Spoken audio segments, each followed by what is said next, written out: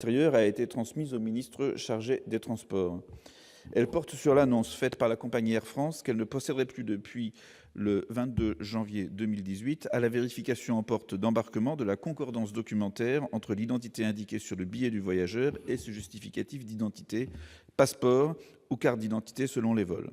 Cela concernerait l'ensemble du territoire français et les vols en France et à l'intérieur de l'espace Schengen.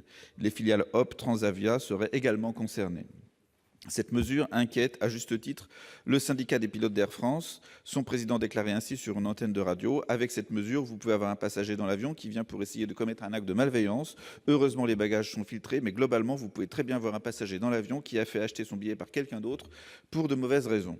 Air France indique pour sa part qu'elle a informé les autorités compétentes que les mesures de vérification de concordance entre l'identité du passager inscrit sur sa carte d'embarquement et celle figurant sur sa pièce d'identité étaient uniquement liées à la période d'état d'urgence, qu'elles avaient été temporairement remises en place depuis 2016, mais que, dès lors que l'état d'urgence a été levé le 1er novembre 2017, ces procédures n'avaient plus de raison d'être.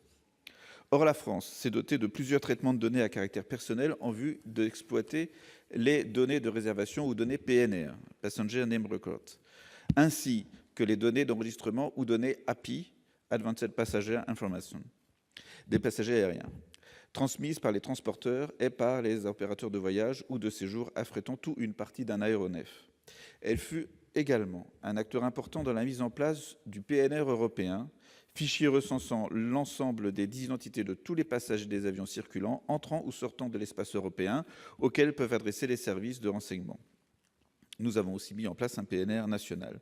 Les articles 13 et 14 de la loi 2017-1510 du 30 octobre 2017, renforçant la sécurité intérieure et la lutte contre le terrorisme, autorisent le gouvernement à mettre en œuvre un traitement automatisé de données à caractère personnel pour les besoins de la prévention et de la constatation de certaines infractions, du rassemblement des preuves de ces infractions ainsi que de la recherche de leurs auteurs. Je vous demande donc, monsieur le secrétaire d'État, quelle est désormais l'utilité de ces traitements de données à caractère personnel, et en particulier du PNR, si aucune vérification de l'identité des personnes qui embarquent à bord d'un avion n'est plus effectuée, tout individu pouvant faire acheter son billet d'avion par un tiers et disposer d'une carte d'embarquement sous une autre identité que la sienne. Je vous remercie. Merci, cher collègue. La parole est à Monsieur Sébastien Lecornu, secrétaire d'État auprès du ministre d'État, ministre de la Transition écologique et solidaire. Oui, merci Madame la Présidente, Mesdames, Messieurs les sénateurs. Monsieur le sénateur Leconte, effectivement, compétence conjointe, à vrai dire, du ministre d'État, ministre de l'Intérieur et de la ministre des Transports, donc je vous apporte la réponse conjointe. Bien évidemment, en rappelant que le renforcement de la sécurité intérieure et la lutte contre le terrorisme est une priorité absolue pour notre gouvernement, mais comme bien évidemment ce avons-nous, et que le système de sûreté de l'aviation civile repose sur une combinaison de mesures et de moyens, dont le premier pilier est bien entendu le contrôle d'accès et l'inspection filtrage de l'ensemble des personnes, des véhicules et des biens accédant aux zones de sûreté à accès réglementé de l'aéroport. Ainsi, toute personne qui embarque à bord d'un avion fait l'objet d'un contrôle de sûreté, quelle que soit son identité. La mesure de vérification de concordance lors de l'embarquement entre l'identité du passager mentionné sur le titre de transport et le document attestant de son identité avait été supprimée en 2012, puis rétablie en 2015, vous l'avez dit, au lendemain des attentats, pour la durée de l'état d'urgence. L'objectif était d'accompagner le renforcement des contrôles transfrontières. L'état d'urgence ayant cessé le 2 novembre dernier, la mesure est tombée de fait, vous l'avez signalé. Toutefois, le gouvernement a décidé de pérenniser cette mesure. Un projet d'arrêté relatif aux mesures de sûreté de l'aviation civile est actuellement proposé au ministère signataire concerné.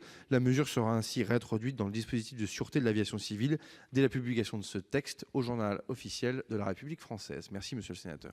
Merci, Monsieur le secrétaire d'État. La parole est à Monsieur Jean-Yves Leconte pour répondre à Monsieur le secrétaire d'État.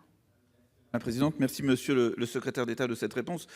C'était indispensable effectivement de corriger cela puisque la crédibilité de la France par rapport à l'engagement que pendant plusieurs années nous avons eu pour mettre en place, en demandant la mise en place de ce PNR, à l'évidence était été entamée dès lors que nous ne disposions plus des procédures qui nous permettaient finalement d'en utiliser l'intérêt. Donc si effectivement un contrôle est remis, alors s'il n'est pas à 100% systématique, c'est une chose, mais que la compagnie nationale affirme qu'elle ne le fait plus jamais, là, pour le coup, le PNR ne sert à rien. Donc, je salue effectivement cette perspective d'arrêté qui permettra de redonner un intérêt et une utilité au PNR, et je vous remercie. Merci, chers collègues. L'ordre du jour appelle la question orale numéro 153 de M. Jean-Yves Roux au ministre d'État, ministre de la Transition écologique et solidaire. La parole est à M.